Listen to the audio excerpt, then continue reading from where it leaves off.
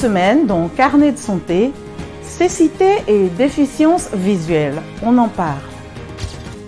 La lutte contre le trachome au Kenya s'intensifie, une maladie évitable susceptible de causer la cécité. Ensuite, l'écriture braille est introduite dans le système scolaire en Somalie, un soulagement pour les personnes aveugles.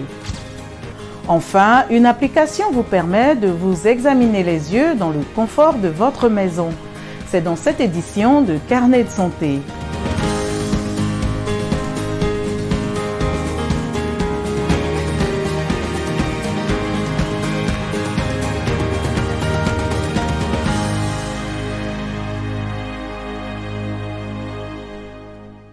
Bonjour, merci de nous rejoindre pour une nouvelle édition de Carnet de santé. Plus de 2 milliards de personnes dans le monde ont une déficience visuelle, selon l'Organisation mondiale de la santé. Près de la moitié d'entre elles auraient pu être évitées. Les déficiences visuelles surviennent pour diverses raisons, en fonction de l'accès des personnes à l'information et aux services de soins oculaires. La cécité est une déficience visuelle totale. Selon l'OMS, les principales causes de cécité et de perte de la vue comprennent la cataracte, le glaucome, le trachome et les erreurs de réfraction non corrigées. Partons au Kenya, où près de 7 millions de personnes vivent dans des zones à risque de contracter le trachome. Il s'agit d'une infection bactérienne qui est l'une des principales causes de cécité en Afrique. Le trachome est une maladie tropicale négligée, mais facilement évitable, et le Kenya s'efforce de freiner sa propagation. Reportage de Brenda Mouligna. Elisabeth Partotti attend patiemment son tour pour être opérée. Elle a marché des dizaines de kilomètres pour bénéficier d'un programme de sensibilisation qu'elle espère lui rendra la vue. Elisabeth fait partie des milliers de personnes au Kenya qui ont perdu ou perdent progressivement la vue à cause du trachome. Mes yeux me dérangent parce que j'ai vieilli. Les cils pénètrent toujours dans mes yeux et me causent beaucoup de douleur. Ma petite fille m'a aidée en enlevant physiquement les cils avec ses doigts, mais c'est très douloureux. Le trachome, une maladie infectieuse, est causée par une bactérie qui attaque la surface interne des paupières. Le docteur Peter Ekwum, un chirurgien ophtalmologiste qui a pratiqué des chirurgies du trachome dans le comté de Kajiado, affirme que la perte de la vue due au trachome est inévitable et irréversible si elle n'est pas traitée à temps. Chaque fois que vous clignez des yeux, les cils frottent sur la cornée et avec le temps, ils décollent la première couche de la cornée, ce qui entraîne un ulcère. L'ulcère est très douloureux, mais à la fin, l'ulcère va guérir et laisser une cicatrice. Cette cicatrisation répétée de la cornée de l'œil finit par altérer la vision et conduit souvent à une cécité irréversible. Environ 7 millions de personnes vivent dans 12 comtés du centre du Kenya où le trachome est endémique en raison d'un climat sec et du mode de vie pastoral et nomade des communautés. Environ 53 000 personnes sont actuellement infectées par la maladie. Comme dans d'autres pays touchés par le trachome, le Kenya avait voulu l'éliminer d'ici 2020. La date cible a maintenant été déplacée à 2023. La voie à suivre pour le Kenya dans le programme d'élimination du trachome est d'éliminer l'arriéré de trachome trichiasis qui s'élève actuellement à environ 5 000 personnes, soit 5 000 personnes qui nécessitent des interventions chirurgicales urgentes pour éviter la cécité dans les 12 comtés endémiques du trachome. Mais pour éradiquer le trachome, selon les experts, les habitants des zones sujettes à la maladie doivent prendre plus de précautions.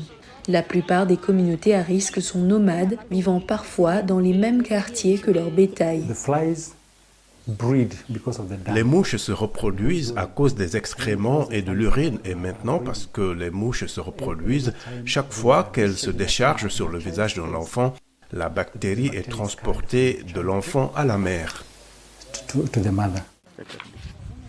Les plans du Kenya pour vaincre le trachome dépendent des donateurs pour fournir l'argent nécessaire au programme de détection, de traitement et de prévention.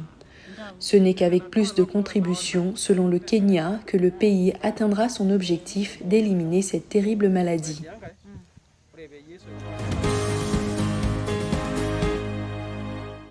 Le docteur Hunter Sherwick est un ophtalmologue international et vice-président des services cliniques et des technologies d'Orbis, une organisation internationale à but non lucratif qui lutte contre la cécité évitable dans les pays à faible revenu. La grande majorité des pertes de vision dans le monde peuvent être prévenues ou guéries. Et 90% de celles-ci se produisent dans les pays à revenus faibles ou intermédiaires. Si quelqu'un est complètement aveugle, s'il ne voit même pas de lumière briller devant ses yeux, il s'agit d'une perception totale ou inexistante de la lumière. Mais la cécité légale, c'est quand ils ne peuvent vraiment pas voir ce grand E sur le graphique. Leur vision et leur meilleur œil est de 220, ce qui signifie qu'une personne normale pourrait voir quelque chose à 60 mètres, mais cette personne doit venir à 6 mètres pour voir la même image. Donc, la cécité légale est le mot que nous utilisons.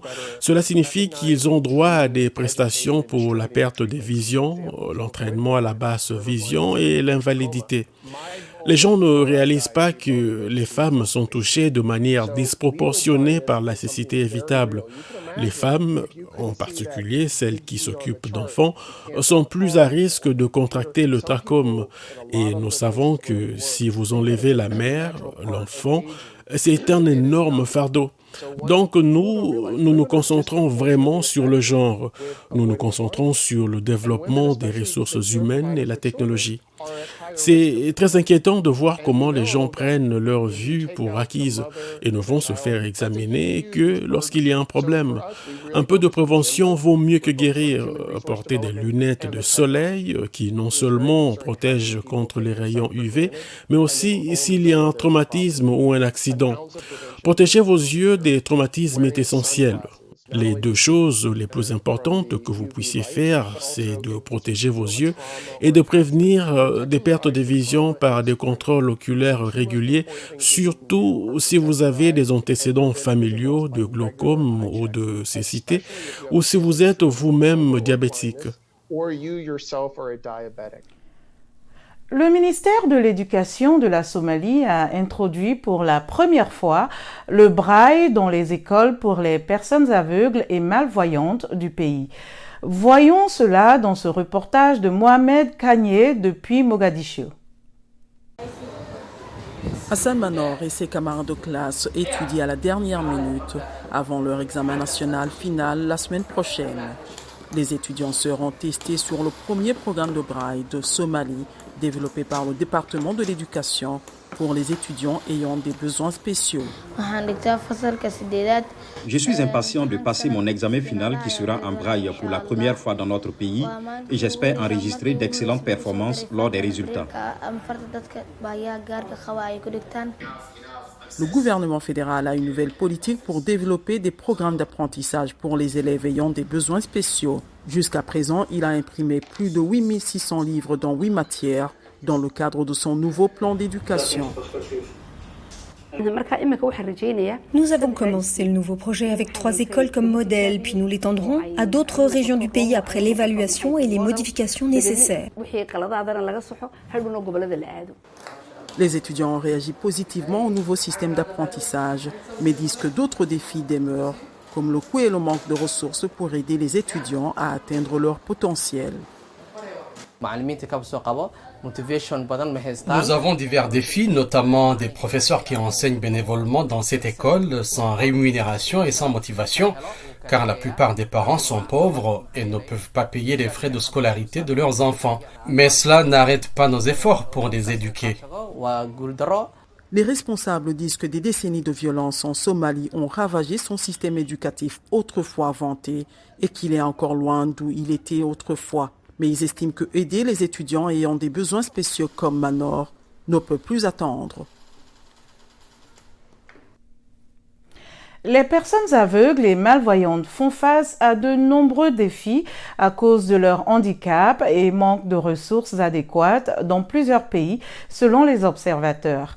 Qu'est-ce qui est fait pour répondre aux besoins des personnes aveugles et malvoyantes dans votre pays et comment améliorer leurs conditions selon vous? Voici quelques-unes de vos réactions sur Facebook.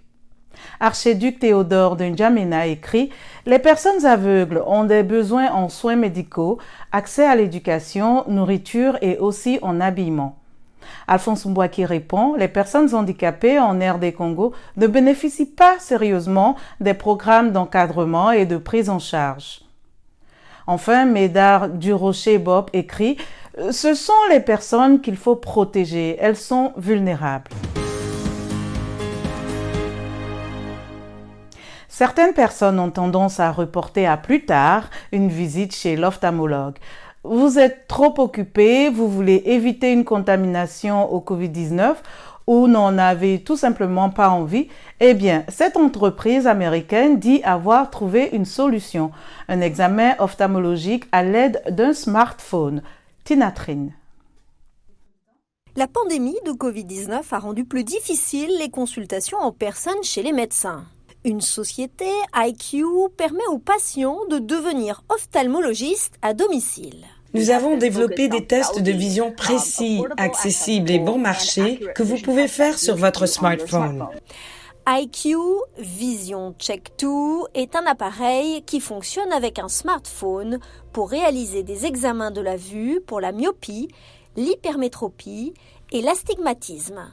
Vision Check 2 est en fait la 3e génération de notre réfractomètre qui vous aide à mesurer vos défauts oculaires pour que vous puissiez utiliser les résultats pour commander des lunettes en ligne. Parmi les tests, les utilisateurs voient 2 lignes à angles différents et utilisent le dispositif Vision Check 2 pour les ajuster jusqu'à ce qu'elles se chevauchent. C'est basé sur une technologie brevetée par le MIT dont IQ a l'exclusivité. Le test projette quelques faisceaux de lumière dans votre œil qui nous permettent de calculer les corrections dont vous avez besoin pour voir correctement. Phoebe Yu est la directrice marketing d'IQ. Elle précise que Vision Check 2 n'est pas destiné à remplacer complètement une visite médicale.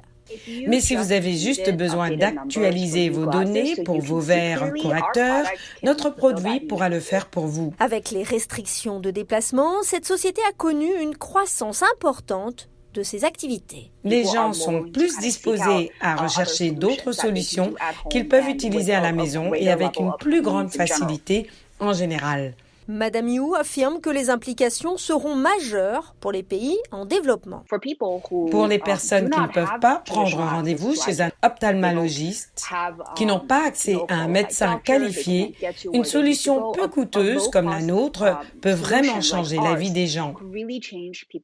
Alors que la pandémie se poursuit, ces examens ophtalmologiques à domicile peuvent permettre une gestion personnelle plus accessible et autonome de ces problèmes de vue.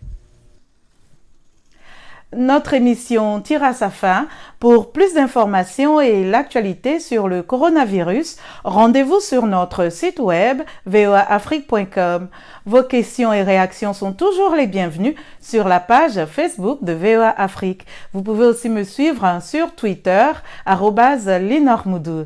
Merci de votre fidélité à Carnet de santé. D'ici la semaine prochaine, on se lave la main fréquemment et on utilise un masque en public selon les recommandations des experts. Portez-vous bien et à très bientôt.